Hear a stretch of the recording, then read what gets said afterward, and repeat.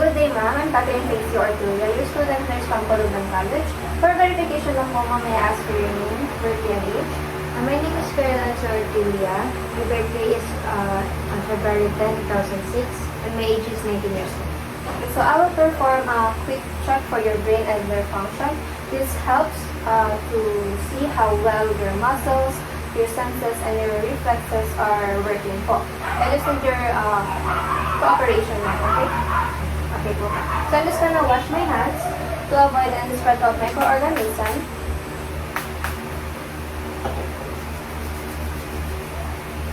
And provide for client's privacy.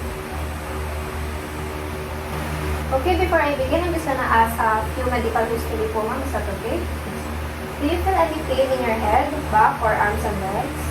Wala naman po. Do you ever feel confused about the time, where you are, and who people are? Wala naman. Have you noticed any problems with speaking or understanding words po? Wala naman. Have you ever fainted, had seizures, or lost consciousness? Wala na. Do you ever experience numbness, tingling, shaking, or muscle spasm? Wala na. Have you had difficulty walking or moving any body parts po, ma'am? Wala na. Have you noticed any changes in your memory or mood?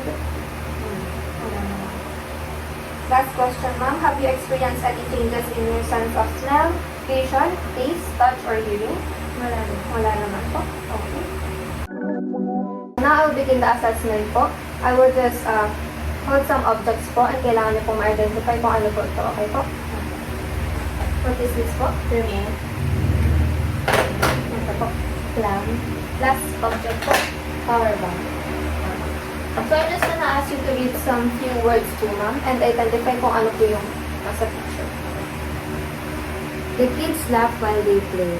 Carrot kick the ground with his feet. Can you identify what's in the picture? Speaking po sa Okay po. So, now I will give you some simple instruction po, ma'am. Can you point your toes po, ma'am? Okay, point your toes. Can you raise your left arm po? Raise your left arm po. Okay. Okay, so upon observation po, you were able to name the objects, follow the instruction, and match the words and pictures naman po. This tells me your understanding and speech are well naman po. Normal naman po. So I'd like to ask you a few questions to check your awareness. Is that okay, ma'am? Yes. Okay. Where are you right now po? Oh, What city and province are we in? Olongapo City, Zambales. What day is it today? May 12. What's the date po? Date? Yes po. May 12. Yes po. What time is it today po? 3:45 p.m. Can you name a few or family members po? Marcos Jacobs.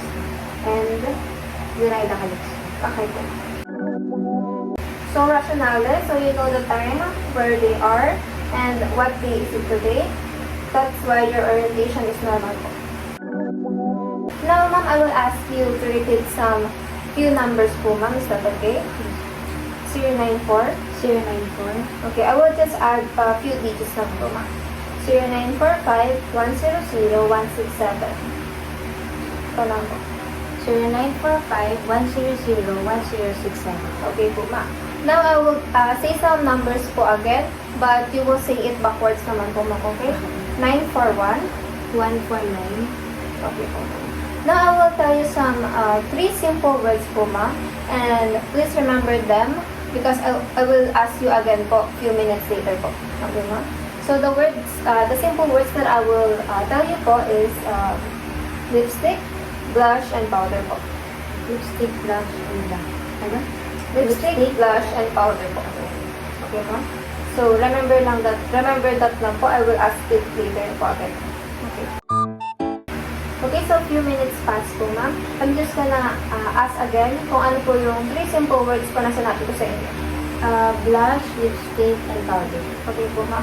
So, can you tell me your birthday po, ma'am? February 10, 2006. What is the name of your elementary school po? Little Angel Study Center. Okay po. Okay, so upon observation po, ma'am, you correctly recall digits, words, and recent events and past information po, indicating normal, recent, and remote memory po. Now, ma'am, I'd like to check your concentration po, ma'am. Can you tell me the alphabet po, ma'am? Lahat. Yes po. A, B, C, D, E, F, G, H, I, J, K, L, M, N, O, P, Q, R, S, T, U, V, W, X, Y, and Z. Now, ma'am, I'm just gonna ask you to subtract po 100 minus 7. 93, Minus 7 po. 86, Yes po. Minus 7 po. 79. Okay po. So, you were able to recite the alphabet and perform serial subtraction po, indicating normal attention span and calculation ability. Okay, so now I will move on to the Glasgow Coma Scale test po to assess the eye-opening, verbal response, and motor response po. Since I don't have a percussion hammer, I will just percuss using my hands po. Now, let's start po for biceps reflex, C5, C6 po. Relax lang po yung kamay nyo. I will just percuss lang po, ma'am, okay? Okay. So, for tricep reflex, C7, C8 po. Can you put your hands like this po? Okay, relax lang po. I will percuss na po, ma'am.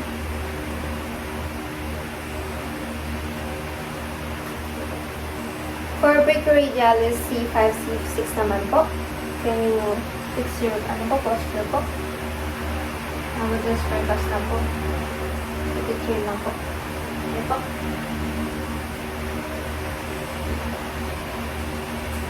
Okay, so for patellar reflex naman po, L2, L4. I will just strike below the kneecap po, okay?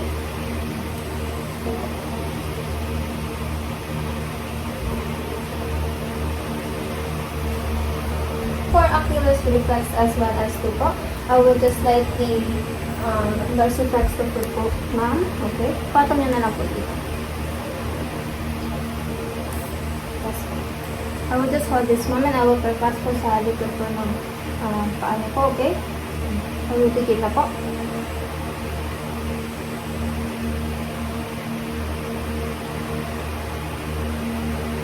So, for plantar Babinski reflex naman po, kung sa benefit ko, ma'am, I will begin na po.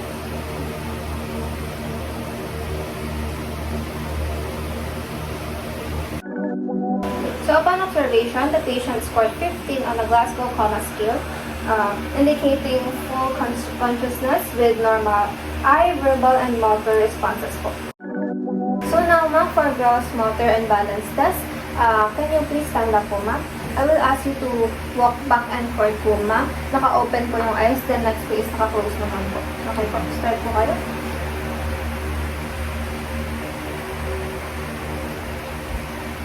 Now po, try standing on one foot with eyes closed po, ma'am. Okay. Walk in straight line po, ma'am, placing your heel in front po, o heel to toe walking po, ma'am. Ganun po ulit yung direction.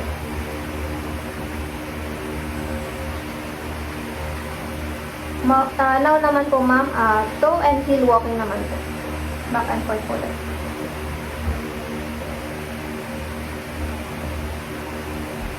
Okay po. So now, ma'am, you listen po, ma'am.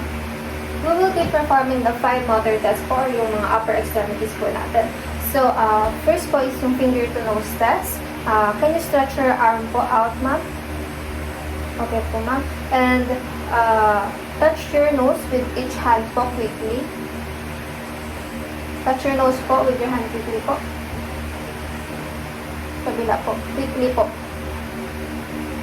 Nakapikit naman po, ma'am. Okay, so now po, let's move on to supination, pronation po. Can you pat your knees po with your hands? In patterns po, ma'am. Ganda po. Pat your knees with your hands. Okay po, ma'am. Faster po, ma'am. Now for finger to nose to nurse finger po. Can you touch your nose po, ma'am? Then, my finger naman po. Okay po. Fingers to fingers naman po, ma'am. Can you stretch your arms po and bring your fingerprints together po, ma'am? Stretch your arms po, ma'am. Okay. Finger to thumb naman po, ma'am. Touch each fingertip po to your thumb quickly. Ganito po. Quickly po, ma'am. Quickly. Okay, so you demonstrated smooth, coordinated movements po and maintained balance. Gross and fine motor function are intact naman. Okay, so for light touch sensation naman po, can you close your eyes po and say yes when you feel something po, okay ma? Okay po. Close your eyes na po ma. Yes. Yes. Yes. Okay ma'am, you can open your eyes na po.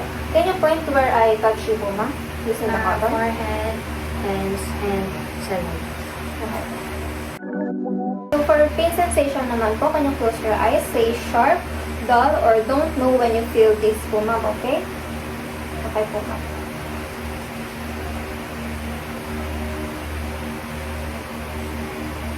Sharp. Dull.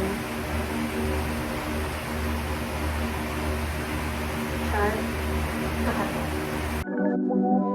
For temperature sensation naman po, close your eyes po again and tell me if you feel it hot or cold po ma'am, okay?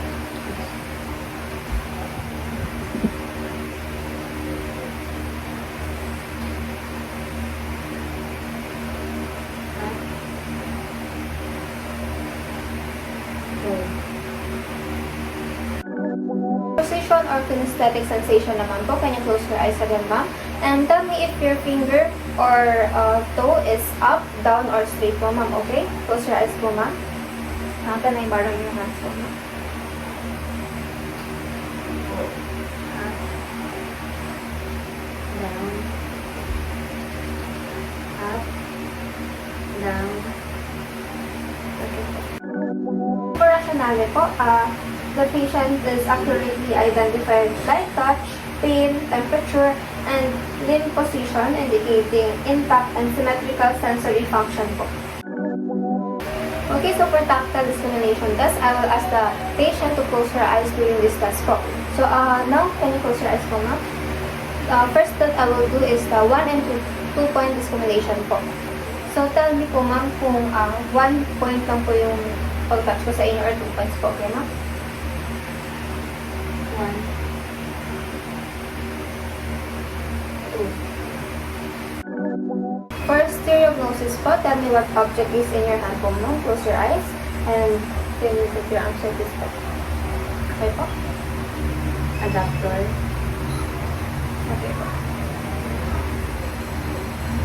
Clip. Okay. So for extinction phenomenon po, tell me where you feel the touch po ma'am, okay? Close your eyes po.